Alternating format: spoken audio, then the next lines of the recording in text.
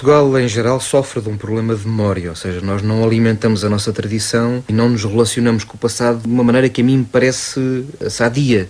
Acabamos por, das duas uma, ou a academia e a universidade, que é quem está responsabilizado por isso, ou o Estado está responsável por essa questão de manter a chama da memória, e, portanto, obviamente será sempre uma memória institucional, ou o produtor habitual, normal, não se relaciona nem com aqueles que são os seus produtores mais próximos, os seus autores com quem seria interessante se relacionarem. Portanto, isso de facto há um lado estranho. Em geral, para qualquer das artes, em Portugal, não nos relacionamos com a nossa memória.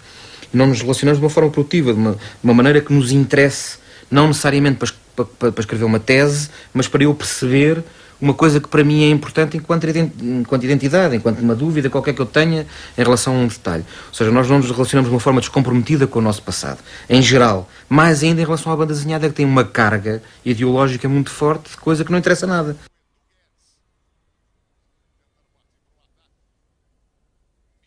As gerações sucessivas têm mantido alguma memória.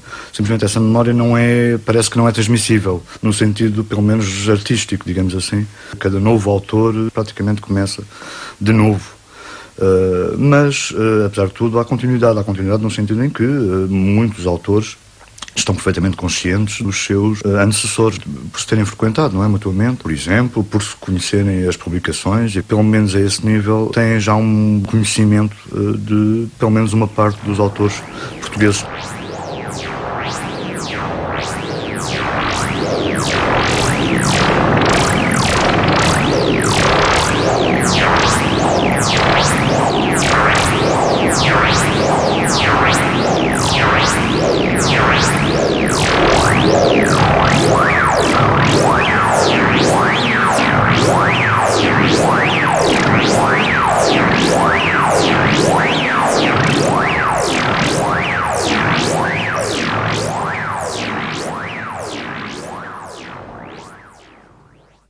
Será por volta de 95, quando apareceram alguns cursos, nomeadamente dois, um do CITEN e outro que era meu, que era um curso de verão, patrocinado mais ou menos pela Chile com Carne, pela Câmara Municipal de Cascais. A maior parte das pessoas iam de acordo ao tipo de desenhada que tinham acesso cá em Portugal, que era uma edição muito pobre, porque era essencialmente uma banda desenhada tradicional, comercial, etc. E aquilo que eu tentei transmitir às pessoas foi justamente mostrar nomes inesperados, tipo o Robert Crumb, o Daniel Close, toda uma vertente autobiográfica, autores alternativos norte-americanos, etc. O que na altura era um bocado de choque para as pessoas, justamente mostrar às pessoas que, quer dizer, que a banda desenhada não precisa ser aquilo que eles iam à procura, mas pode ser histórias slice of life, pedacinhos daqui e da acolá, e que a banda desenhada é tão válida como qualquer outra área criativa que é expressiva. Mas, por exemplo, eu tenho sentido nos últimos anos já há pessoas que conhecem perfeitamente, conhecem o Art Spiegelman, conhecem o Joe Sacco, conhecem o Chris Ware, e já não é propriamente uma novidade, o que para mim é um alívio, como se pode imaginar. Agora, a batalha passa sempre pela questão de expressão. E depois também há uma segunda batalha, não é? Que é essa, pronto, já tem a ver com questões de edição, que é obrigar as pessoas a criarem objetos próprios. E eu acho que essa parte é importante. Eu acho que se não há nada nesse campo, quer dizer, se não há editoras que conseguem te encomendar trabalhos, então tens que pensar que se calhar um autor de banda desenhada nesta altura do campeonato em Portugal é um artista completo, como se calhar um artista plástico provavelmente deve ter cadeiras no meio académico, como apresentar projetos ou fazer portfólios, situações desse género. Quer dizer que os projetos que sejam autofinanciados, autoeditados, têm valor artístico como um todo, ou seja, englobando a questão da edição, tem esse valor artístico como um artista plástico que faz um objeto e é colocado aqui ou acolá.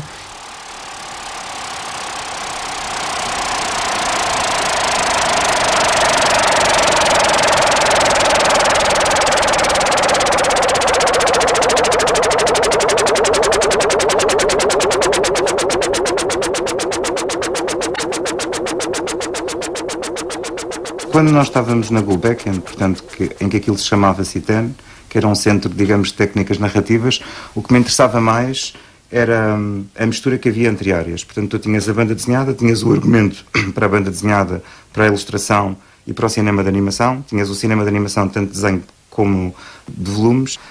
E estas áreas todas interpenetravam-se. Portanto, o que nós estávamos interessados era nas questões das artes sequenciais. Dentro dos cursos livres que continuam a existir e que foram transportados da Gulbenkian para dentro das Belas Artes, nós temos uma metodologia geral. Avisamos sempre quem aparece que o ensino que se lá vai fazer nesses cursos não é um ensino tradicional, não é um ensino convencional, é mais um ensino para abrir o panorama de cada uma das áreas. Por exemplo, no caso específico de banda desenhada, o que nos interessa é abrir o potencial da banda desenhada. Eu não acho que o curso de banda desenhada que seja dado seja um curso experimental.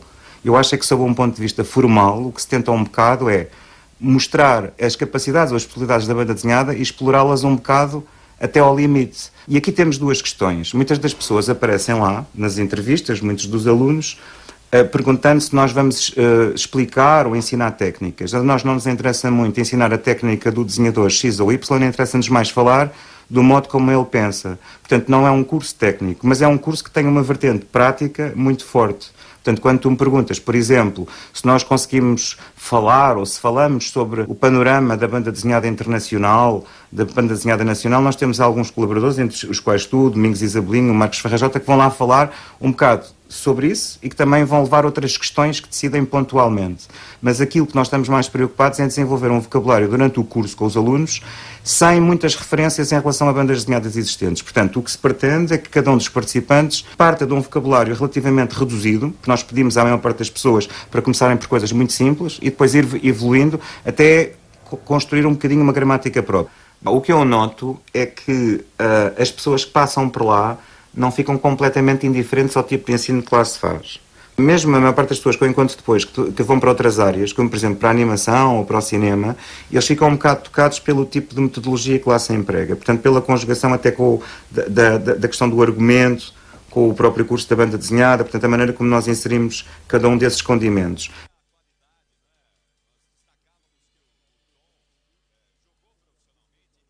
A filosofia pedagógica da ilustração e da banda desenhada no arco não é muito diferente da pintura ou do desenho. Tem um primeiro ano que é de aprendizagem, uma ação técnica, tanto na parte do desenho, como na parte da ilustração, como na parte da banda desenhada.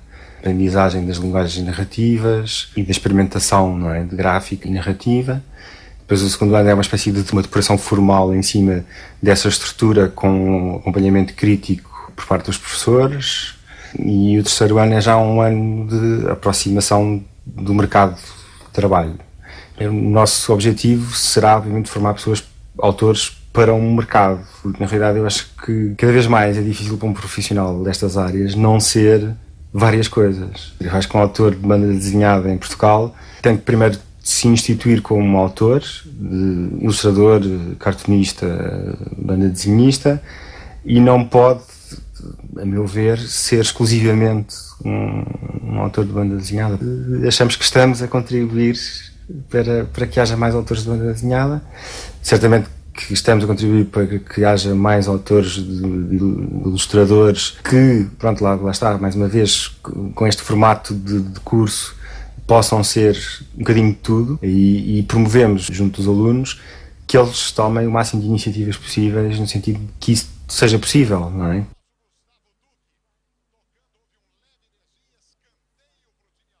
A pedido da Escola Superior Artística do Porto Extensão em Guimarães, nós, eu e uma série de pessoas, fomos convidados a conceber novos cursos superiores para integrar no processo de Bolonha, como conceber o primeiro curso superior de banda desenhada e ilustração em Portugal.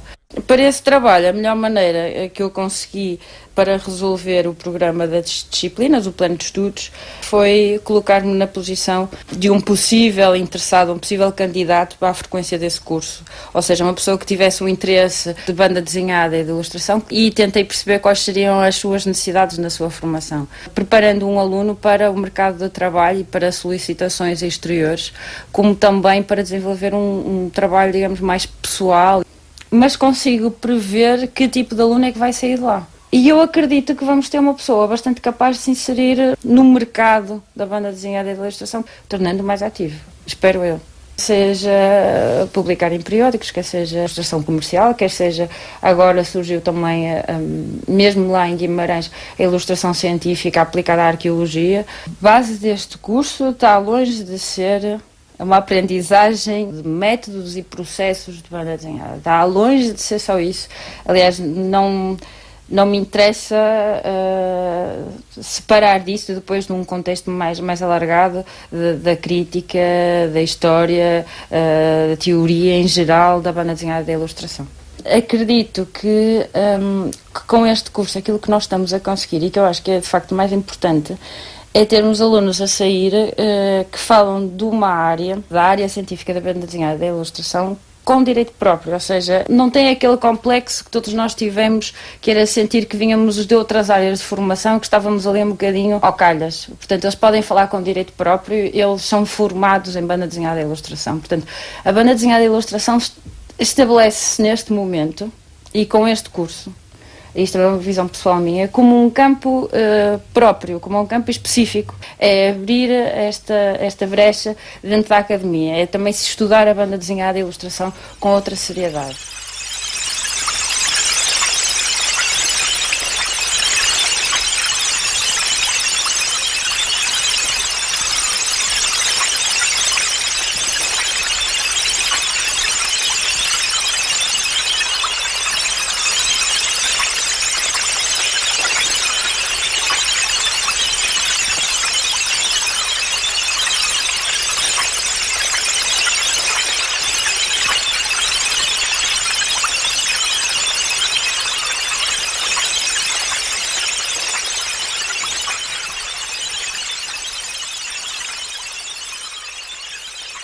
O meu discurso só faz sentido porque tu suscitas. Eu nunca diria estas coisas. De modo próprio, estar a dizer eu acho que a banda desenhada é uma articulação narrativa sequencial de maior interesse que atinge profundidades insuspeitadas para o comum dos mortais. Isto é um ar académico pateta, não é? Porque as coisas fazem sentido quando tu as perguntas e eu respondo ok, não é? Porque houve um gajo chato que fez 300 km para me vir perguntar o que é que eu achava que era a banda desenhada, não é? E eu sentado numa cadeira a enfrentar a minha casa nunca me lembraria de estar com esta... Está lindo. Então vamos à pergunta, de facto. Não queres entrar em cena? Puxa-lhe lá a cadeira para a frente. Puxa-lhe lá a cadeira para a frente. Então, esta pergunta novamente do Centro de Autor. Isto que acabaste de dizer. Demonstramos com esta série de programas como a banda desenhada portuguesa, tal como a arte em si mesma, não é necessariamente um modo de escapismo, um divertimento exclusivamente infantil ou juvenil ou um passatempo inocente. Nem é algo que vive ou deva viver à sombra ora da literatura, ora das artes visuais. É um objeto cultural próprio que merece toda a atenção de um modo de série dedicado. A diversidade de textos e estilos existentes tem não só a potencialidade como a capacidade real de encontrar todas as espécies desse animal extraordinário que é o leitor. Dos 7 aos 77 anos não quer dizer que uma determinada obra de banda desenhada sirva como um carapuço a todos, mas que pessoas dos 7 aos 77 anos, e de acordo com quaisquer outros parâmetros e especificidades pessoais, descobrirão as suas bandas desenhadas, pois elas existem para todos. A autobiografia, o diário de uma relação, a especulação filosófica, o jornalismo, as memórias de um conflito, problemáticas políticas, as crises existenciais do dia-a-dia, até a descrição das cenas mais banais da vida, nada disto são temas alheios à banda desenhada. E mesmo que se falem de pessoas com superpoderes e superresponsabilidades, de invasões cósmicas e óperas eróticas, ou aventuras no oeste e nos descobrimentos, pode-se fazê-lo de um modo que reflita os aspectos mais profundos da existência humana. Com leveza ou densidade, depende. E tanto faz. Mas também existe a outra dimensão, que não é uma metade, mas um outro caminho da banda desenhada, que é a aproximação visual. Existem aproximações que exploram os seus limites formais do modo mais inventivo possível, o que por vezes as lança para territórios que parecem estar fora do âmbito desta área.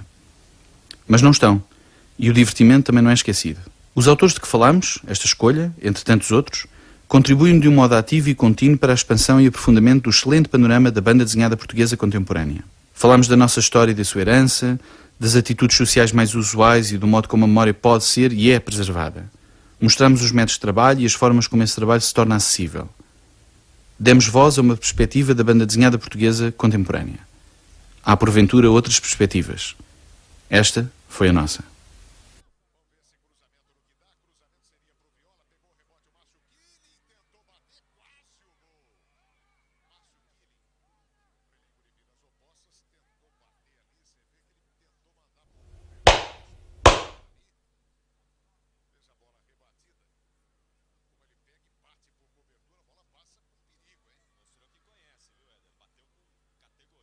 A denominação de autor, sinto-me confortável com isso, pois eu sou filho, não sou pai, mas tenho características dos meus pais e dos meus antepassados que não são opcionais. No fundo, acabamos por ser mais intérpretes do que autores, digamos, exclusivos ou de uma forma completa, não é? Nunca somos inteiramente autores, há sempre muitos fios que não estão no nosso controle, digamos. É sempre positivo estar atento ao que as pessoas dizem também. Se uma pessoa publica alguma coisa também é porque também quer saber o que é que as pessoas acham, mesmo que digam cobras e lagartos.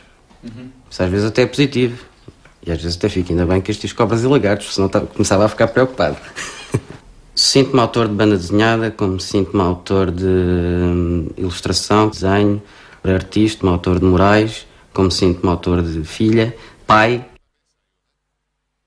De certa forma, fazer prosa, fazer contos, fazer romances é mais rápido e é mais simples, porque só depende exclusivamente de mim. Não depende de um colaborador para ter o trabalho terminado. Contudo, não são, na minha cabeça, as atividades não são modulares, no sentido em que há canais de informação entre ambos os campos. Aquilo que eu faço em prosa, possivelmente, ajuda-me a ver a BD de outra maneira. E a capacidade de visualização que eu tenho ao fazer uma prancha ajuda-me também a escrever contos. São áreas que, na minha cabeça, têm afinidades muito, muito próximas. É como se me reinventasse um pouco para cada livro. Faço um livro por ano, fico 6, 7 meses sem trabalhar em banda desenhada. Às vezes, quando volto a agarrar na coisa, já não sou a mesma pessoa que acabou o livro anterior. Espero uma nova sensibilidade, melhor ou pior, mas já é outra. Tenho outras preocupações, vou fazer coisa de maneira diferente. É uma leitura mais de adquirir conhecimento do que propriamente a fazer BD, não é? E que claro que tenho vontade de desenvolver o meu próprio trabalho, tenho vontade de corresponder às propostas que me fazem e sinto que posso dar algum contributo para a banda desenhada ou em Portugal, ou se tiver sorte. Sim, não vou desistir agora. É uma área em que me sinto tão feliz e realizada. Não estou muito preocupado com essa questão, não estou assim muito... Não quero estar preso a questões de ordem técnica ou de estilo, digamos assim, e estou mais interessado em procurar que o desenho esteja de acordo com a história e que as duas coisas casem, em certa medida, por isso...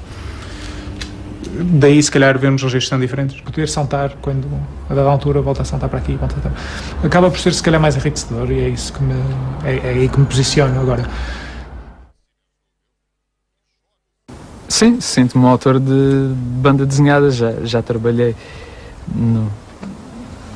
nesta área há tempo suficiente para perceber que é aquilo que eu gosto de fazer e que sei fazer melhor.